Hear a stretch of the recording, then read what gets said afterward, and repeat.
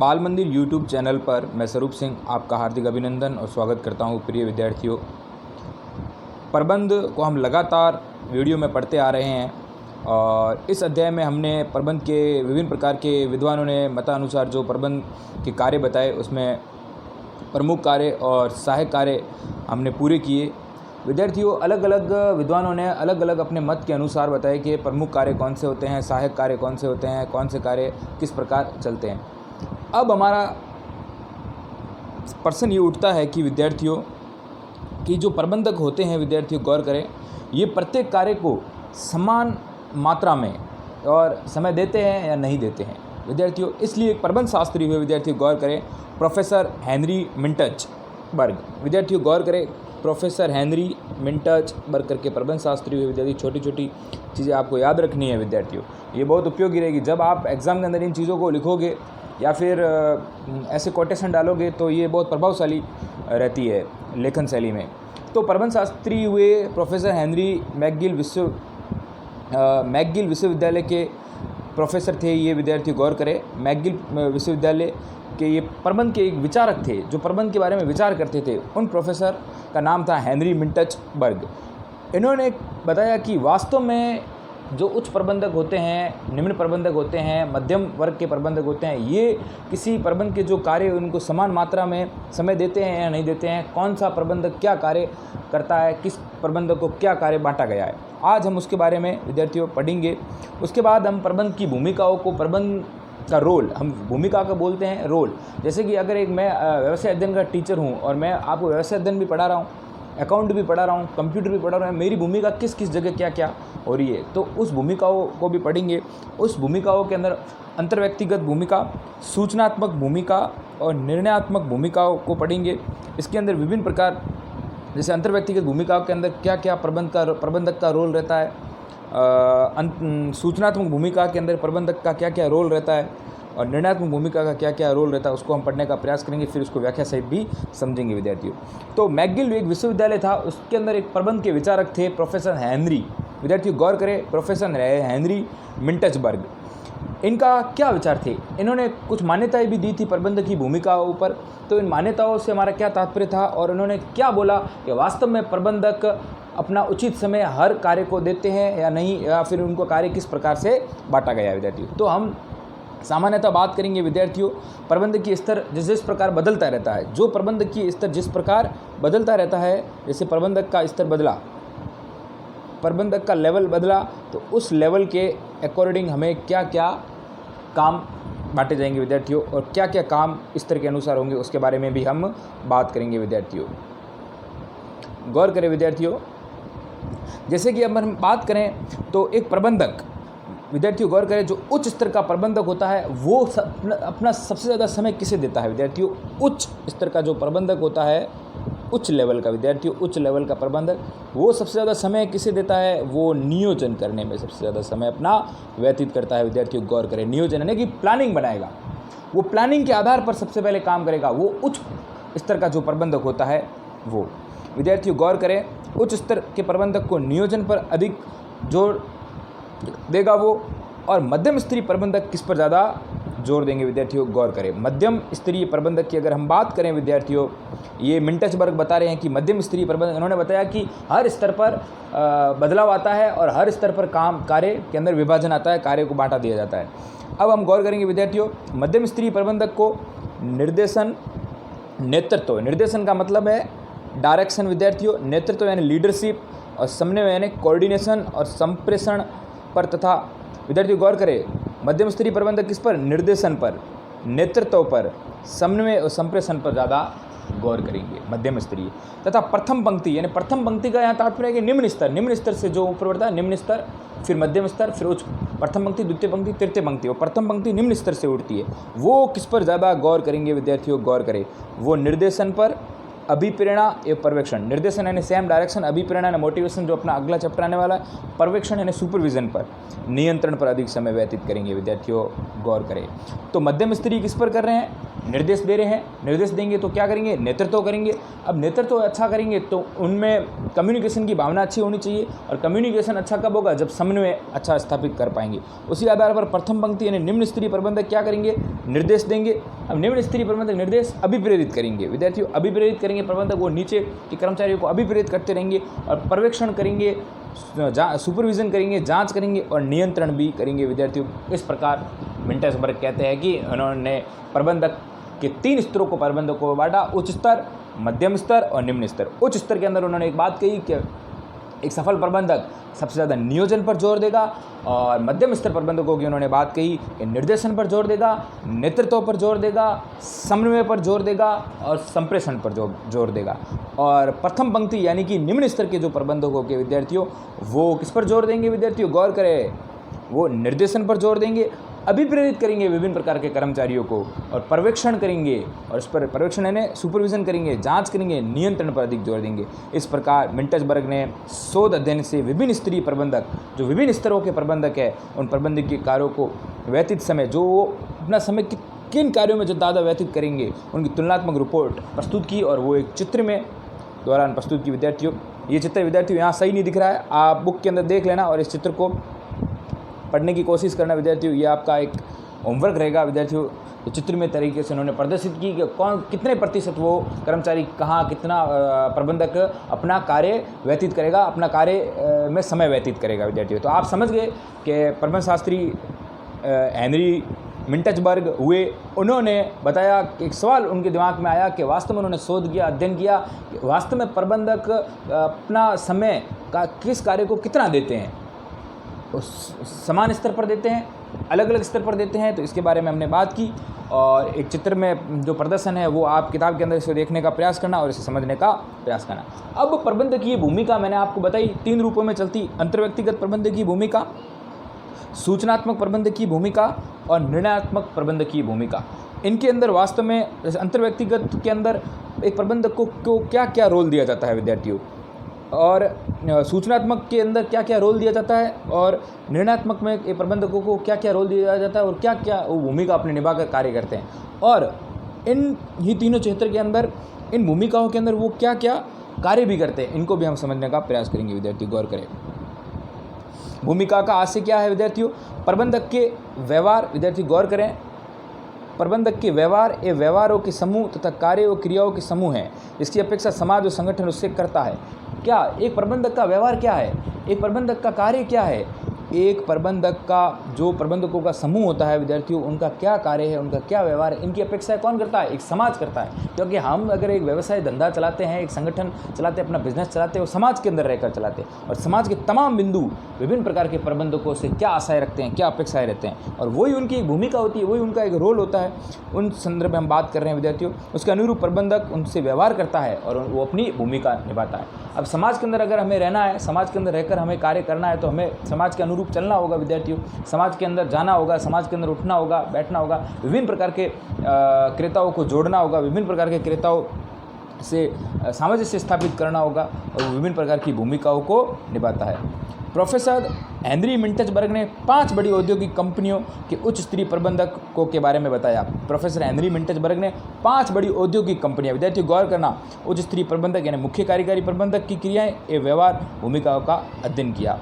Henry मिंटेसबर्ग ने 5 बड़ी कंपनियों जो उच्च स्तरीय प्रबंधकों के बारे में, उन्होंने मुख्य कार्यकारी जो प्रबंधक होते हैं उनकी क्रियाएं, उनके व्यवहारों के बारे में शोध किया, अध्ययन किया। विद्यार्थी गौर करें, और उनका शोध अध्ययन में निम्न मान्यताएं सामने उभर कर आई। हेनरी मिंटेज ने क्या किया, 5 बड़ी बड़ी औद्योगिक कंपनियां, विद्यार्थियों कितनी, 5 बड़ी बड़ी औद्योगिक कंपनियों पर क्या किया, रिसर्च किया।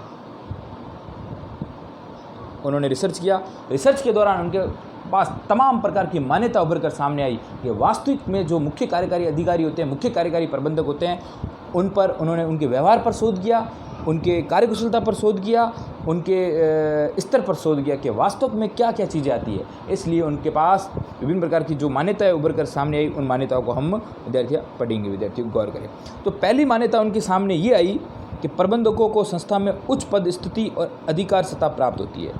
जो विभिन्न प्रकार के मुख्य कार्यकारी प्रबंधक होते हैं, उन्हें क्या संस्था में क्या मिलता है, उच्च पद मिलता है, यानी कि हाई लेवल पोजीशन मिलती है और अधिकार मिलते हैं, अधिकार से वो निर्णय लेते हैं विद्यार्थियों। ये मान्यता उनके सामने है कि ये उनको कार्य मिलते हैं और ये अधिकार मिलते हैं।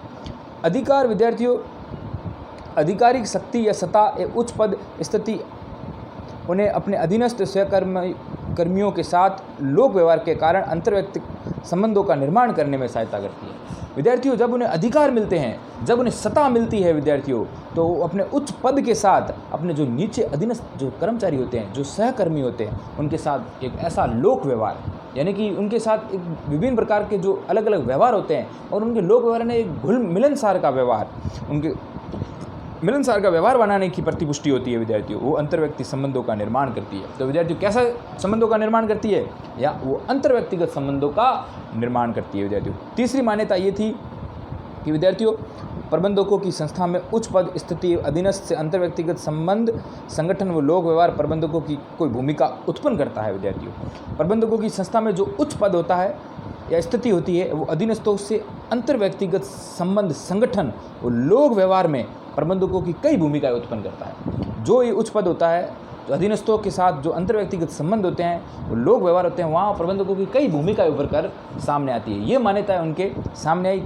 पहली मान्यता है, प्रबंधकों को उच्च पद मिलता है और उच्च पद अधिकार मिलते हैं और उसी अधिकार पद या अधिकार और सत्ता के कारण अधीनस्थ कर्मचारियों से वो लोक व्यवहार कर पाते हैं, अंतर्व्यक्तिगत संबंध स्थापित हो पाते हैं। विद्यार्थी गौर करें, प्रबंधकों की संस्था में जब उच्च पद मिलते हैं और अधीनस्थों से अंतर्व्यक्तिगत संबंध बनते हैं, तो संगठन में लोक व्यवहार भी होता है, उससे प्रबंधकों की कई भूमिकाएं भी उभर कर सामने आती है। ये 3 मान्यताएं प्रोफेसर हेनरी मिंटसबर्ग ने जो 5 बड़ी औद्योगिक कंपनियों का जब शोध किया, तो ये 3 बड़ी मान्यताएं सामने उभर कर आई। विद्यार्थियों गौर करें, प्रबंधक के कार्य और उसकी भूमिकाओं का मेल भी मिंटसबर्ग ने निम्न प्रकार से बताया। विद्यार्थियों, प्रबंधकों के कार्य विद्यार्थियों गौर करें, प्रबंधकों के कार्य और जो उनकी भूमिका है। अब ये जो भूमिका है मान्यताओं से सामने आई, तो उनमें उन्होंने क्या क्या कार्य बताया विद्यार्थियों गौर करें, उसे हम याद करने का प्रयास करेंगे। जैसे कि अगर पहली बात करें हम, अंतर्व्यक्तिगत भूमिका, सूचनात्मक भूमिका और निर्णयात्मक भूमिका। विद्यार्थियों गौर करना, अंतर्व्यक्तिगत भूमिका, उसके अंदर किन किन चीज़ों को लिया गया, यहाँ मैं आपको सरल रूप में समझाने का प्रयास करूँगा। विद्यार्थी गौर करें, आपको अंतर्व्यक्तिगत भूमिका में एक चीज़ याद रखनी है, सन्नी।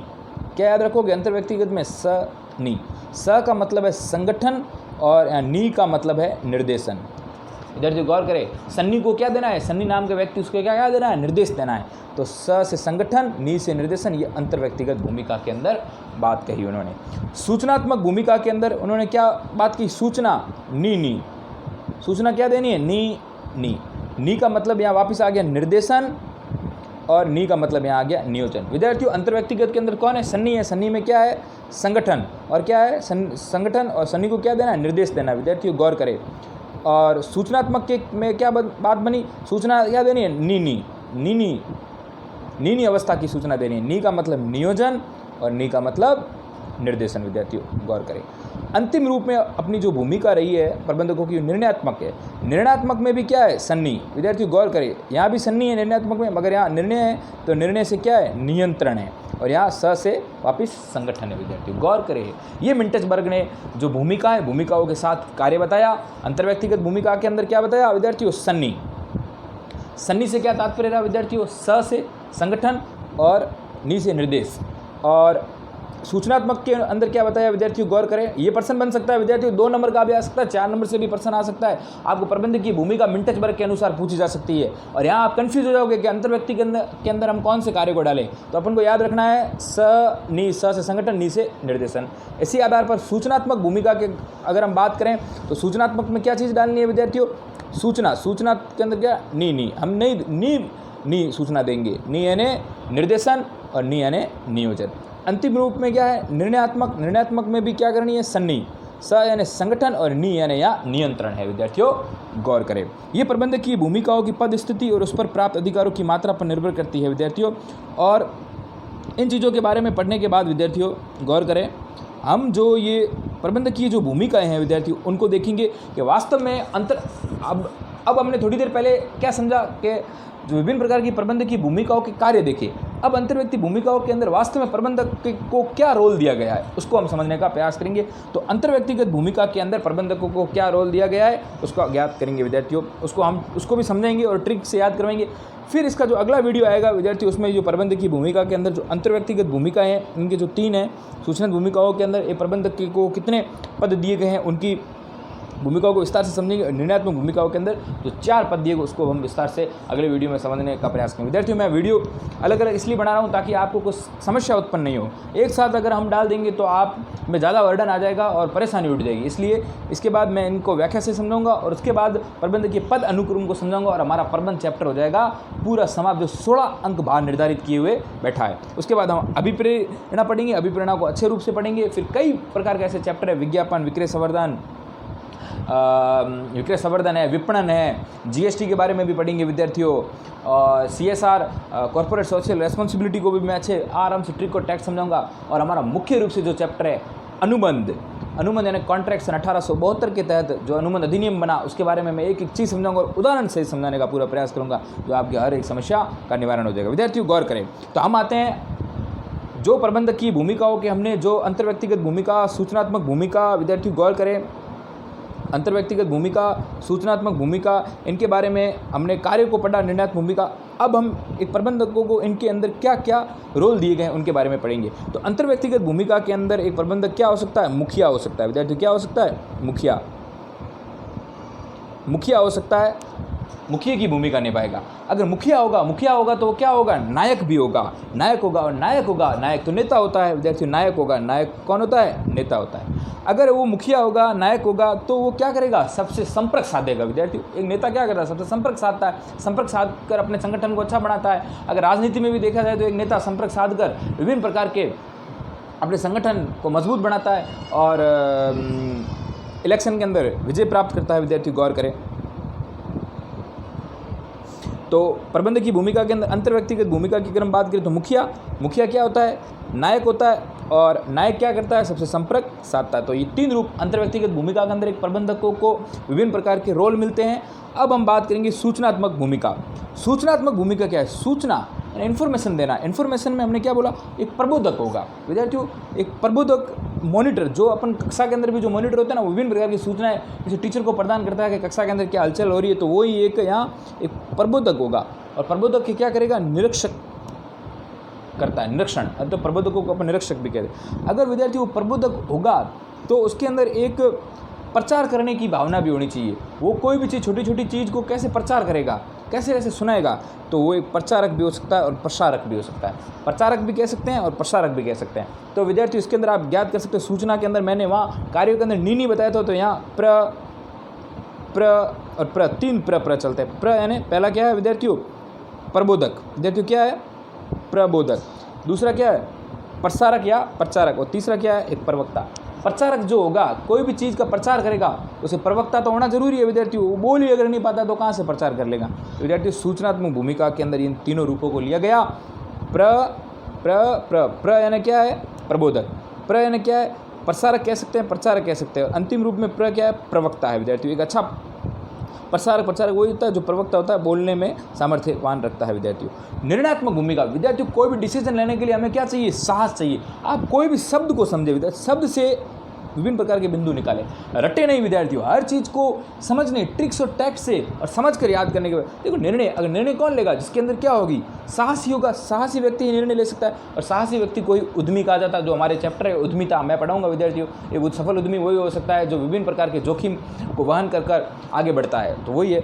अगर साहसी होगा विद्यार्थियों, साहस और उद्यमी बनना है तो विद्यार्थियों अशांति, उपद्रव निवारक की भूमिका, जो विभिन्न प्रकार की संगठन के अंदर अशांति आती है, उपद्रव आते हैं, उनका निवारण भी करना पड़ेगा और वो साहसी व्यक्ति ही कर सकता है।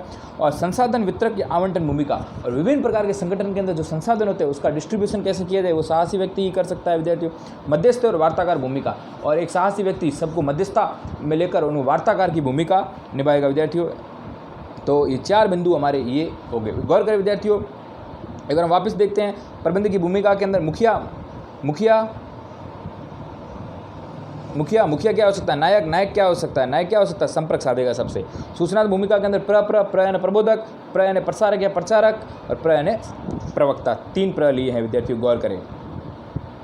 और निर्णयात्मक भूमिका के अंदर अगर हम बात करें विद्यार्थियों, तो साहसी क्या करेगा? अशांति उपद्रव को हटाएगा, अशांति उपद्रव को हटाने के बाद संसाधन का वितरण करेगा और मध्यस्थ और वार्ताकार की भूमिका निभाएगा। तो विद्यार्थियों हमने हेनरी मिंटजबर्ग के करके जो एक प्रबंध शास्त्री हुए, विद्यार्थी गौर करें, मैकगिल विश्वविद्यालय के जो प्रबंध के विचारक थे, उन्होंने बताया कि वास्तव में एक प्रबंधक विभिन्न कार्यों को, विभिन्न प्रकार के तमाम कार्यों को सही समय की मात्रा दे पाता है। तो उन्होंने बताया, अलग अलग स्तरों पर कार्यों को बांटा। फिर उन्होंने एक मान्यता प्रदान की, 5 विश्वविद्यालयों पर शोध करके मान्यता प्रदान करवाई और उन मान्यताओं को हमने पढ़ा। फिर हमने प्रबंध की भूमिकाओं के अंदर प्रबंध की भूमिकाएं, अंतर्व्यक्तिगत भूमिका, सूचनात्मक भूमिका और निर्णयात्मक भूमिकाओं को देखा। फिर उनके कार्यों को देखा और उन्हीं भूमिकाओं के अंदर विद्यार्थियों एक प्रबंधक की क्या क्या भूमिका होती है, प्रबंध अंतर्व्यक्तिगत भूमिका के अंदर, सूचनात्मक भूमिका के अंदर और निर्णयात्मक भूमिका के अंदर हमने पढ़ा। विद्यार्थियों इसके बाद हम इनको विस्तार से समझेंगे और एक प्रबंधकीय पदानुक्रम जो एक कड़ी होती है, मैनेजरियल लेवल होते हैं, उसको हम समझेंगे और उसके बाद हमारा प्रबंध का चैप्टर समाप्त हो जाएगा। और फिर मैं लास्ट में एक मेगा टेस्ट इसका लूँगा और इसी वीडियो के माध्यम से आपको प्रश्न दूंगा और वो आपको कॉपी के अंदर हल करने हैं। धन्यवाद।